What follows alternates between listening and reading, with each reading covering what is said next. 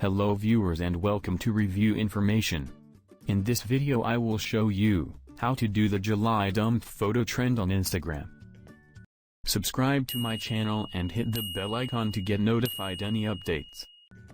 To begin, open the Instagram app on your phone. Tap on your story from the top left corner to create a new Instagram story. From your gallery, choose a photo from July which you want to post with the sticker. Now tap the sticker icon at the top. You will see a list of stickers. Select, add yours. Now write your July dump. Then press done from the top right corner. You can resize the sticker and place it anywhere on the screen by dragging. And when you are all done, you can share your story. Your story has been updated. Check this out.